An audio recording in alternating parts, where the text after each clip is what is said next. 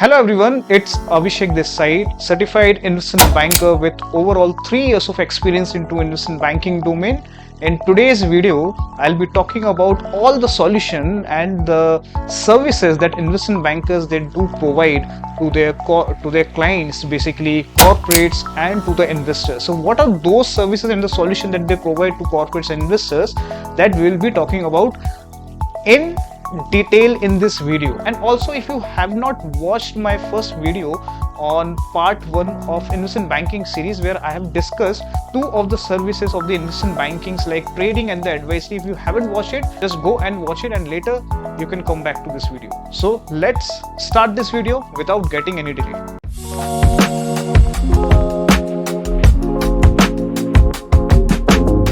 So let's understand first that what kind of problems that one growing company they face if they want to grow their business to the large scale, or they want to diversify their business, right? Or if you want to grow their business, what kind of challenges that they face. So the one and the most important and significant challenge that any company they face is the lack of the money.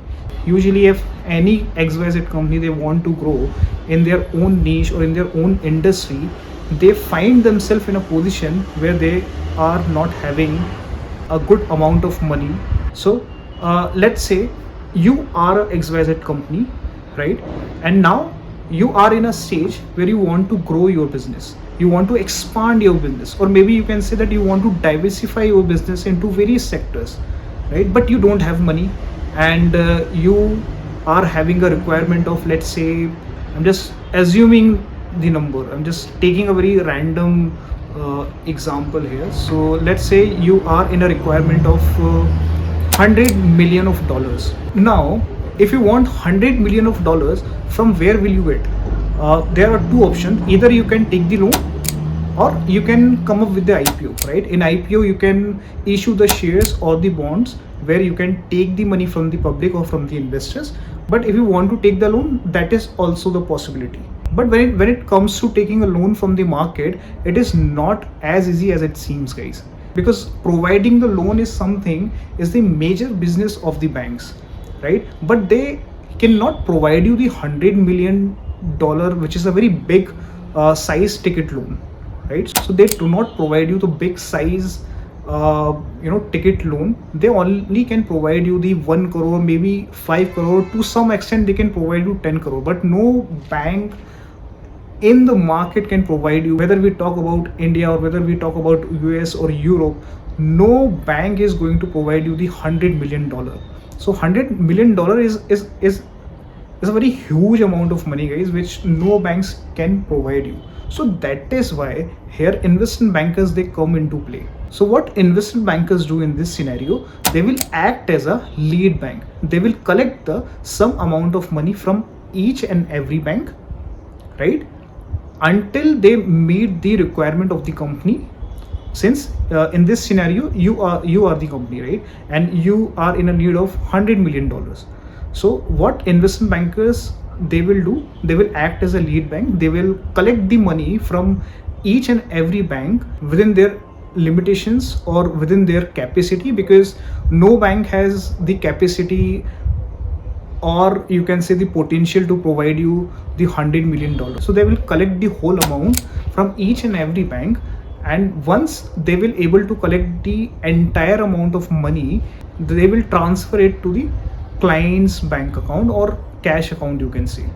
So this process we basically called the loan syndication process, where investment banker they act as a lead banker. So guys, here we talk about the first scenario where the company, any XYZ company, they wish to take a loan from the banks in the market.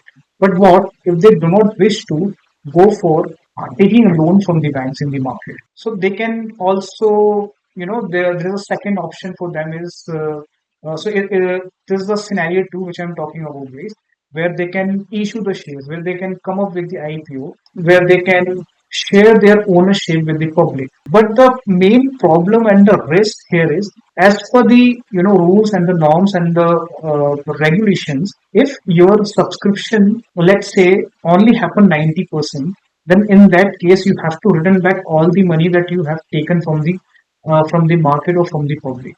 So in that case, you cannot allot the shares to the investor or to the public. So that is why that you have to make sure if your subscription is going to be happen above 90%, then only you will be in a position to allot these shares to the investors. Otherwise, you have to return back. Let's say, for example, 10 crore of shares you have issued to the public, right? But only 80% of the shares are subscribed. So you can say that it's an under subscription. So as per the regulations, from the regulators, you cannot allot the shares because here the thing is that it is an under subscription, right? So in such cases, to mitigate that risk, what they do, they take the help of the investment banks. So investment bankers, what they do, they underwrite all the shares. So even if such situation will come, so whatever the remaining shares which are remain unsold, they are the one who is going to buy all the shares because they have committed, they have given the guarantee that in such cases, if any under subscription will happen, remaining shares will be bought by the investment bankers themselves. So in this scenario, investment bankers, they act as a underwriters. So these are the two services which they provide to the corporate clients. Their third service is that they also act as a marriage maker. They act as a deal makers when any company who wants to, get merged with another company. So in such scenarios, investment bankers, they act as a deal makers.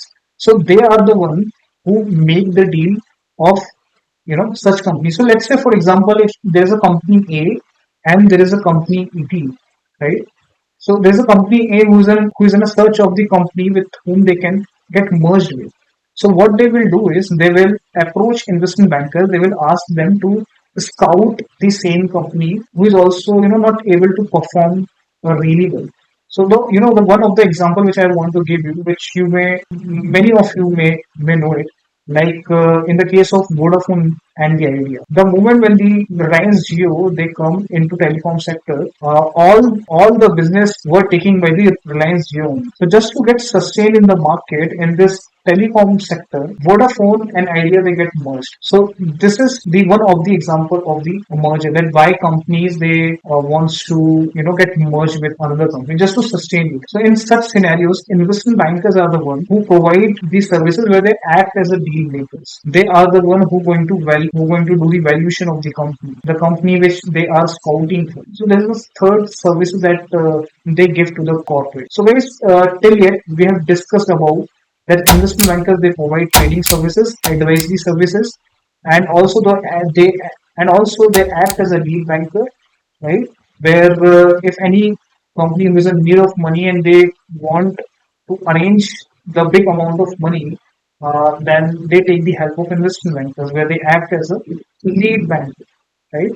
So what they do, they collect the money, they arrange the money, and they transfer it to the client's cash account, or you can say the savings account. And the third one, where they act as an underwriter, just to mitigate the risk of the under subscription. If any company is coming for IPO and they think that maybe their shares will not be fully subscribed by the public, so just to mitigate the risk of the under subscription, they take the help of investment bankers, where they give the assurance to such companies to underwrite all the shares. So in such cases where any under subscription will happen, they are the one who is going to buy all those shares because they have underwrite all the shares. So here they act as a underwriters, and they also act as a deal makers, where if any two companies they are looking for get merged with each other just to sustain in the market. So here investment bankers they provide the help, they provide the helping hands, they provide or you can say they act as a deal makers. So I hope you find this video very informative. And till date we have discussed 5 major services that investment bankers they provide to the clients. So I hope you like this video. There are more services that they provide to the investor that I will be covering those services in my next video. So for that, just stay tuned guys. If you haven't subscribed to my channel yet, please do subscribe. Just signing off, Abhishek Chauhan. Thank you.